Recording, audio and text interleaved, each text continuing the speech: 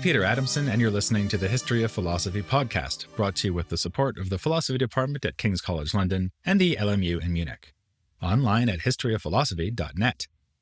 Today's episode, As Rational as You, Elisabeth of Bohemia.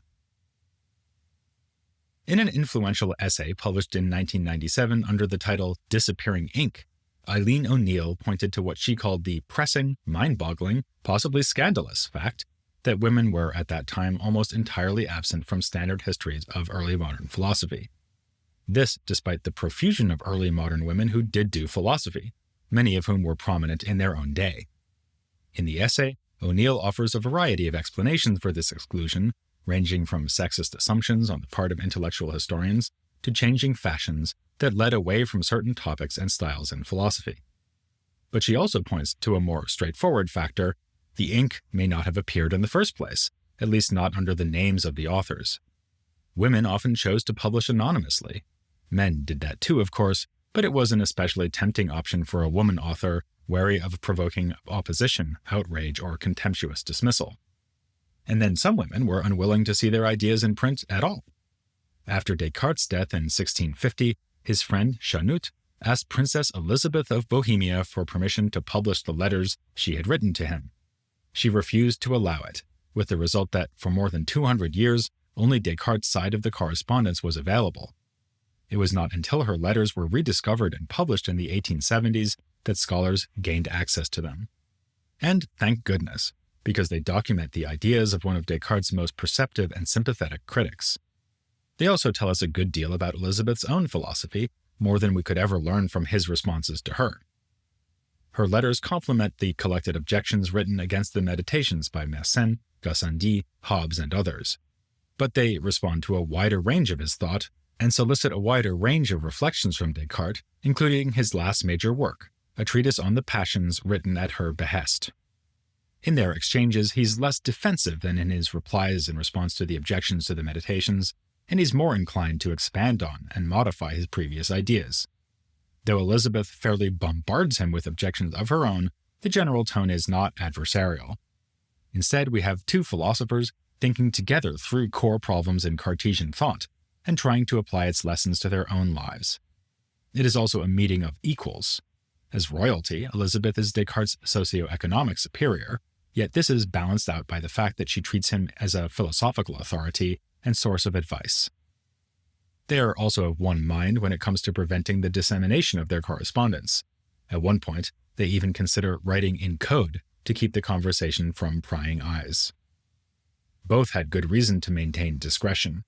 Descartes was a controversial figure, forced to endure such public attacks as those launched at Utrecht by Gisbertus Voetius.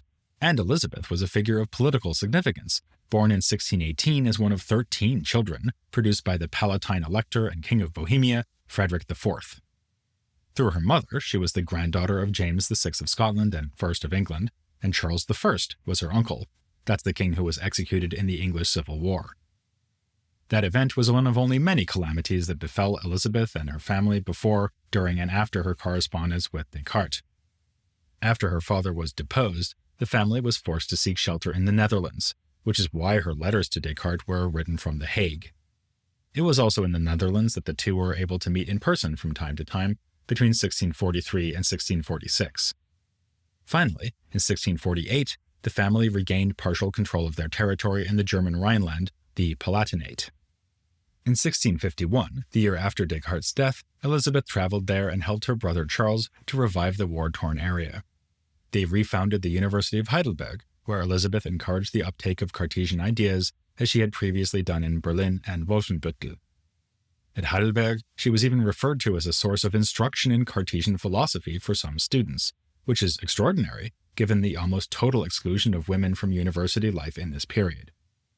Of course, princesses tend to play by their own rules, but it was not only Elisabeth's high-born status that made her of interest to a number of interlocutors, including Descartes.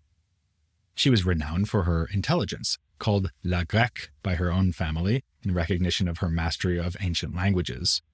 Her sister Sophie, admittedly not an entirely unbiased source, remarked that Elisabeth was very learned. She mastered all languages and all sciences. She belonged to the epistolary circle that had at its center another woman thinker, Anna Maria von Schurman. Ironically, von Schurman was tutored by Descartes' nemesis, Voitius. In another break from gender norms, she was allowed to attend lectures in Utrecht, albeit while sitting behind a curtain to avoid distracting the other students. Let's bring back this measure, but use it for smartphones. Elisabeth also corresponded with such luminaries as William Penn, the Quaker leader who founded Pennsylvania, and the scientist Constantine Huygens. Appropriately for a luminary, Huygens told Elisabeth in one letter that a part of the moon had been named for her.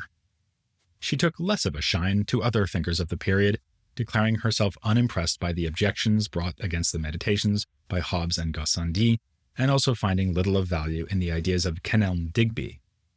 For her, Descartes eclipsed all other thinkers. His biographer Baillet says of her that she conceived so strong a passion for his doctrine that she wanted to count for nothing anything she had learned before. Yet she was far from an uncritical audience for Descartes' ideas. To the contrary, though she would surely have been too modest to say so, she must have considered herself to be supplying the sort of penetrating objections that she found absent in Hobbes, Gassendi, and Digby. Descartes seems to have agreed.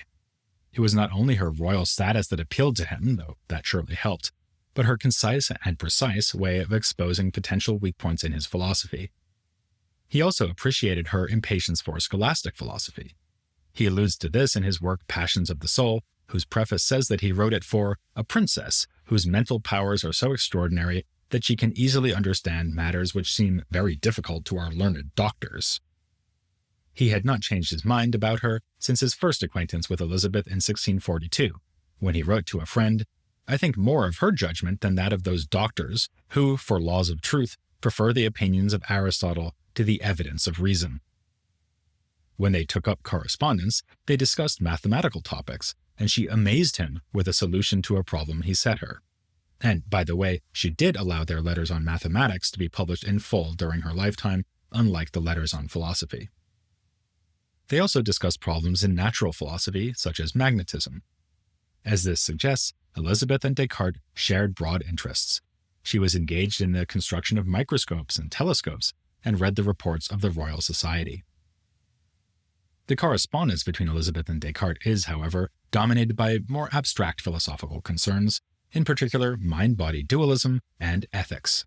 As we'll see, these two issues are closely connected, which makes them unlike the mind and the body, at least to all appearances.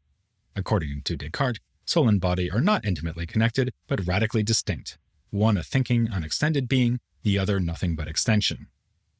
Elisabeth is often credited with being the first, or one of the first, to put her finger on a central problem for Cartesian dualism: how can two things that are so different interact with one another? As she puts it, how can the soul of a human being, it being only a thinking substance, determine the bodily spirits? After all, it seems that bodies can only be affected by other bodies, like when one thing collides with another and pushes it. She also approaches the issue from a second direction, wondering whether the soul's control over the body shows that the soul is extended after all.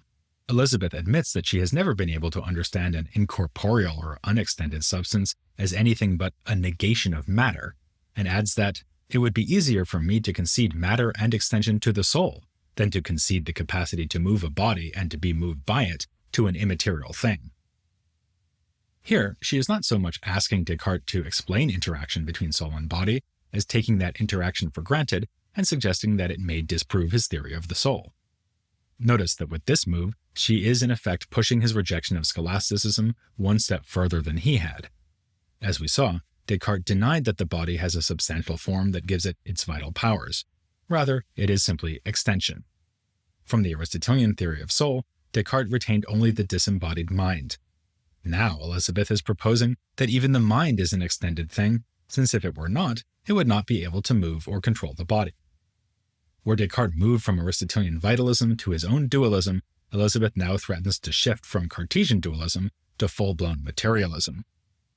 Not that she actually endorses this third theory. She simply throws down a challenge to Descartes. Show me how mind can affect body without itself being extended. Descartes offers several responses, some of which are unexpected. One is a comparison between the soul and heaviness. The heaviness of a stone can make the stone fall without needing to be in contact with the stone or push it downward. After all, heaviness is not the sort of thing that could be in contact with anything or give anything a push. The reason this analogy is surprising is that, as Descartes hastens to add, he doesn't even believe in heaviness. It is a property postulated in the bogus physics of the scholastics, whereas in Cartesian physics, heaviness is nothing really distinct from body. He thinks the comparison could be useful nonetheless, and also uses it in correspondence with his colleague Arnauld. His idea is evidently that one should pretend to understand heaviness as the scholastics do, ignoring the fact that their theory is false, and then understand the true situation of soul to run along the same lines. That's a bit weird, but also risky. Why shouldn't Elisabeth interpret the soul in a materialist way, as he himself has done with heaviness? That takes us to a second surprising move on Descartes' part. He says that, if Elisabeth wishes, she can simply treat the soul as if it were indeed extended, since it is united with the body. Descartes seems to be admitting that the mind somehow pervades the body, even though he elsewhere suggests that the soul is present to the body at just a single point, which is found in the brain. Either admission may seem to fly in the face of his vaunted dualism, but in fact the Meditations too had spoken of the union between body and soul, a union that will be central in Descartes' last work on the passions. One might fairly say then that across his writings, Descartes tries to hold on to a metaphysical distinction between soul and body, while also seeing the two as intimately connected. If the effort to distinguish them is more prominent in his thought, that is because the union of soul and body is obvious to everyone, while their distinctness tends to escape notice. We experience the unification of soul and body all the time, for instance whenever we use sensation. Thus, Descartes tells Elisabeth that people who never do philosophy only grasp the soul and body as interacting with one another, and are thus led to assume that they are one and the same.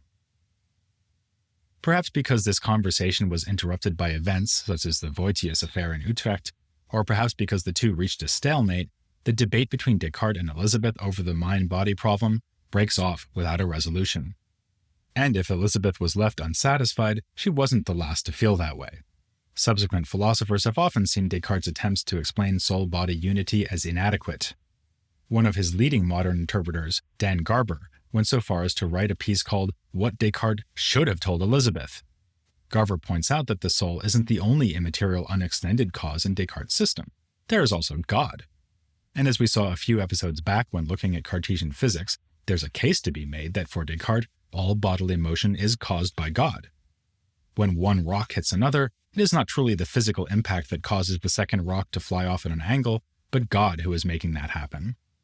So Descartes should have said to Elisabeth that she was wrong to suppose that bodies move each other around. Actually, they only move when something immaterial causes it to happen. This is usually God, but it can also be the soul. Indeed, on the basis of our intimate familiarity with the way our souls affect our own bodies, we can come to understand how God makes other bodies move. As Garver puts it, for Descartes, mind-body interaction is the paradigm for all causal explanation. It is that in terms of which all other causal interaction must be understood. It should be said, though, that not all interpreters agree that Descartes denied causation in bodies, and back in the 17th century, some early Cartesians adopted the kind of occasionalist theory proposed by Garber, while others did not. It's an interesting question whether we should count Elisabeth as one of those early Cartesians. Given the praise she lavishes upon him in their letters and her role in disseminating his teachings, it would certainly seem so. But in her letters, she seems less than totally convinced by some of his central teachings. We've already seen this with the relationship between mind and body, and it's also true when it comes to his ethics and his conception of the good life. This is a less celebrated but actually more extensively treated theme in their correspondence. Descartes frequently offers her therapeutic advice in the style of ancient doctors like Galen who claimed to minister to both the body and the soul. Descartes observes that Elisabeth's fevers may be caused by sadness over the tribulations of her family. As a restorative measure, he recommends a trip to the spa, hardly the counsel you'd expect from someone who thinks the mind is radically distinct from the body. On the other hand, now sounding more like an ancient Stoic, he also emphasizes that Elisabeth's happiness is under her own control. While a change in diet or surroundings may do some good, the more powerful remedy is for the soul to exert its power over the body and focus on happier thoughts. As in his other writings on ethics, Descartes tells Elisabeth that happiness lies in good use of the will, and that we should never feel sorrow or regret so long as we have made the best choices we could. Elisabeth finds all this far too optimistic. Given that we do not have infinite knowledge, we are bound to make errors, and it is entirely reasonable to regret those errors even if one has made good use of the will.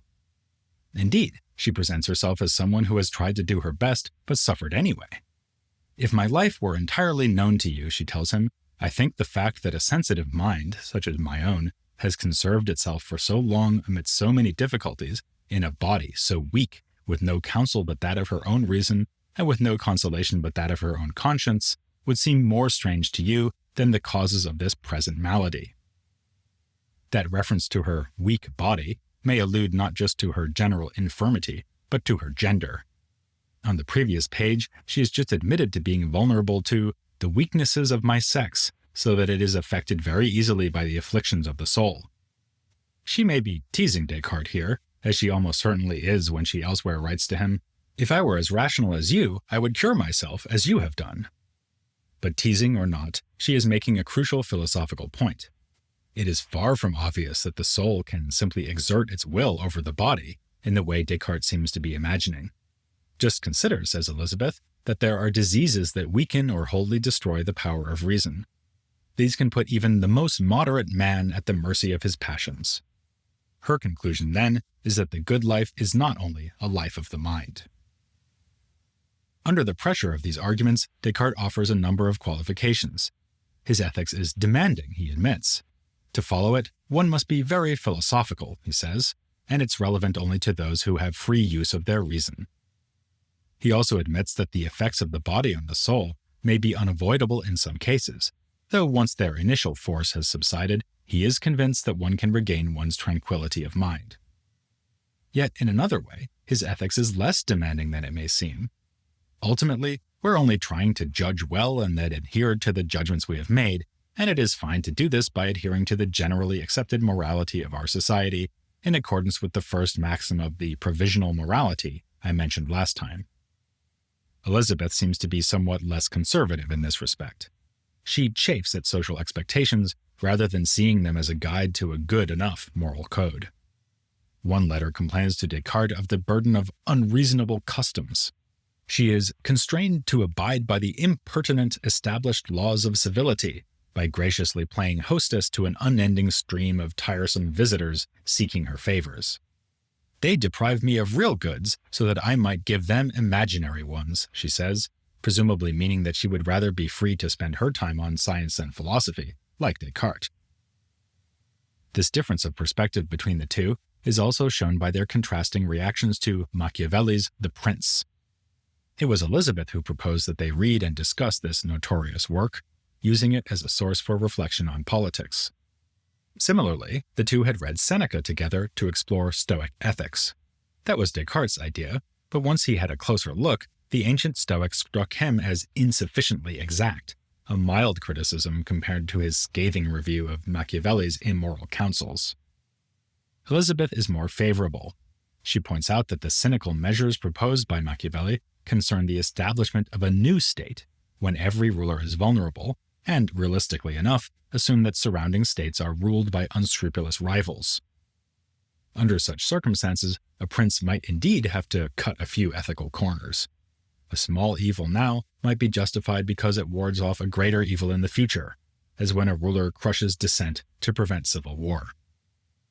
Elisabeth might be teasing Descartes again when she points out that whereas she bears only the title of prince, he is a private person who aims to teach princes how to govern. The subtext here, I think, is that she knows better about such things, or is at least closer to Machiavelli's intended audience.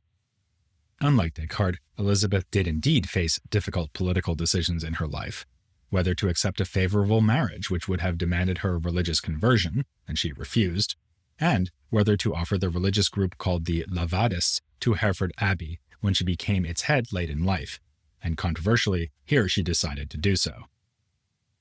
These practical examples confirm the impression given by the correspondence with Descartes. Elisabeth was someone who knew her own mind. And one thing she knew about that mind was that it is not detached from the body in the way Cartesian metaphysics seemed to suggest. The intimate connection between body and soul is the unifying theme in her side of the correspondence. An excellent paper by one of my former interview guests, Dominic Perle, explores this point. When Elisabeth demands to know how mind and body affect one another, she is, among other things, trying to understand why the mind and its will go wrong when the body is dysfunctional. Perle calls Descartes' position internalist because he thinks that the sources of our happiness are entirely internal to the mind. All we need to do is use the will rightly, and the will can operate independently of the body. For Elisabeth, by contrast, the mind is subject to the influence of the body and of worldly events. As she experienced in her own life, in the face of failing health and political misfortune, it's not so easy to say, well, never mind. Because these topics were so important to Elisabeth, she persuaded Descartes to write about the passions, the emotional reactions that provide one of the most striking illustrations of the complex interaction between mind and body. The resulting work was Descartes' last great contribution, though it is an open question whether it is fully compatible with ideas he had put forward in earlier texts, like the Meditations, and whether Elisabeth was right to feel that his account of the passions was less than fully convincing. We'll tackle these questions next time, as we finish looking at this fascinating and momentous thinker, and also at Descartes, here on The History of Philosophy Without Any Gaps.